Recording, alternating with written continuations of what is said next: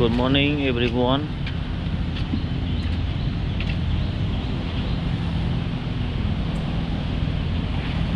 đây là ngọc niaពីក្រុងសៀមរាបនាពេលព្រឹកព្រលឹមថ្ងៃទី5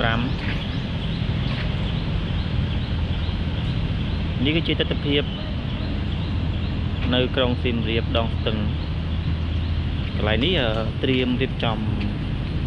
សង្ក្រាន្តកន្លែងចំណុចធ្វើពិធីចូលឆ្នាំខាងមុខនឹង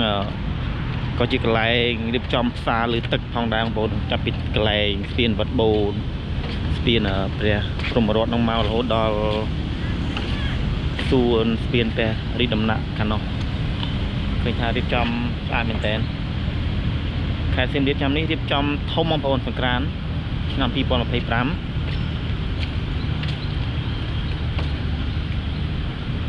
នេះគឺជាពេលព្រឹកព្រលឹមម៉ោង7បងប្អូន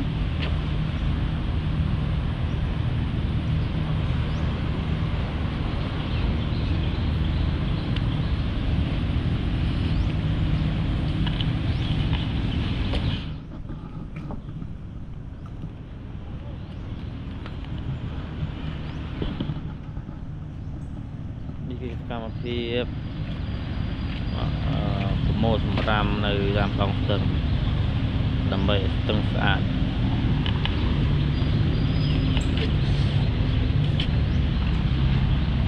ឃើញថាតាមដើមឈើមួយរៀបចំ